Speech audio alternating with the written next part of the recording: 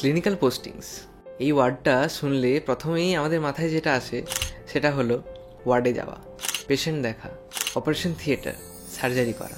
কিছুদিন আগেই ইএনটি অর্থাৎ নাক কান গলা বিভাগে আমার পোস্টিংসের একটা ছবি দেখে তোমরা সকলেই বলছিলে একটা ভ্লগ আনার জন্য।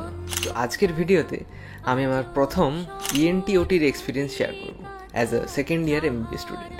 তো নিট অ্যাসপিরেন্টসদের মনে প্রিপারেশনের সময় থেকেই এই হসপিটাল, অপারেশন থিয়েটার এই কথাগুলো শুনলেই একটা আলাদাই রকমের অনুভূতি থাকে, একটা আলাদাই রকমের এক্সাইটমেন্ট থাকে, একটা আগ্রহ থাকে তাদের মধ্যে। তো যারা জানো না, আমাদের মেডিকেল কলেজে সেকেন্ড ইয়ার থেকে ক্লিনিক্যাল পোস্টিং চালু হয়।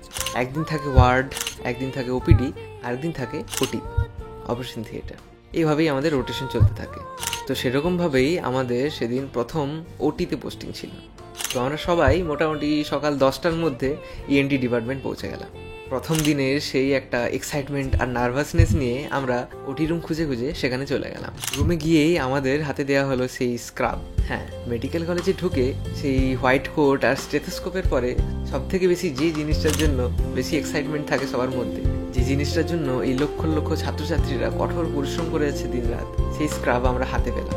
সব বন্ধুরা স্ক্রাবস, মাস্ক, হেড কাভার, শু কাভার সব পরে যথাযথভাবে ওটি রুমে যাওয়ার জন্য প্রস্তুত। স্যার এসে একটু কথা বলে একজন সিনিয়র রেসিডেন্টের ওপর আমাদের জিনিসগুলো ঠিকঠাক বুঝিয়ে দেওয়ার জন্য দায়িত্ব দিয়ে চলে গেলেন। তো সেদিন ইএনটি ডিপার্টমেন্টে মোটামুটি 7-8টা অপারেশন ছিল। তার মধ্যে আমরা যেটা দেখতে পেলাম সেটা ছিল এন্ডোস্কোপিক সেপ্টোপ্লাস্টি। তো সেপ্টোপ্লাস্টি সার্জারিটা যদি একটু সহজভাবে বলতে চাই, আমাদের নাকের মধ্যিখানে যে সেপ্টামটা থাকে সেটা বোনস আর কার্টিলেজ দিয়ে তৈরি হয়। অর্থাৎ নস্ট্রিল থেকে ফ্যারিংস অব্দি যে প্যাসেজটা থাকে, নেজাল সেপ্টামটা সেই প্যাসেজটাকে দুটো ভাগে ভাগ করে রাখে। এই নেজাল সেপ্টামটা বোনস আর কার্টিলেজ দিয়ে তৈরি হয়। তো অনেক সময় এই নেজাল সেপ্টামটা বেঁকে যায়, যাকে আমরা বলি ডিএনএস অর্থাৎ ডেভিয়েটেড নেজাল সেপ্টাম। তো সেটার রেমেডি হিসেবে সেপ্টোপ্লাস্টি সার্জারি করা হয়। তো এই সেপ্টোপ্লাস্টি সার্জারিতে নেজাল সেপ্টামের কার্টিলেজের পোর্শনটা কিছুটা কেটে বাদ দিয়ে দেওয়া হয়। বেশি কিছু জানি না, কিছু ভুল ত্রুটি হয়ে থাকলে ক্ষমা চেয়ে নিচ্ছি। তো তারপর আমরা সবাই ওটি রুমে ঢুকলাম সেই প্রথমবারের মতো। রুমে তখন মোটামুটি 3-4টে সার্জারি চলছে। সেপ্টোপ্লাস্টি যেখানে হচ্ছিল আমরা সেই ওটি টেবিলে গিয়ে দাঁড়ালাম। সে এক আলাদাই অনুভূতি। চারিদিকে ডক্টর, নার্সরা সবাই আছেন, সিরিয়াসভাবে বিভিন্ন রকমের সার্জারি চলছে।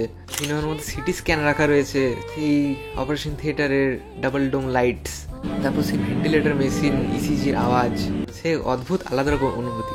গিয়ে ওটি টেবিলের পাশে দাঁড়াতে স্যার সেপ্টোপ্লাস্টি নিয়ে কিছু প্রসিজার আমাদের বুঝিয়ে বললেন। পাশের ওটি টেবিলে দেখলাম সেখানে অ্যাডেনয়েড টনসিলেক্টমি চলছে, ভেতরে একটা রুমে চলছিল টিম্প্যানোপ্লাস্টি। তারপর সেই সার্জারি চলতে থাকলো, আর কখন যে 10টা থেকে 12টা বেজে গেল কেউ আমরা টের পেলাম না। তারপর যথারীতি আমাদের ক্লাসের জন্য আমাদের বেরিয়ে পড়তে হলো।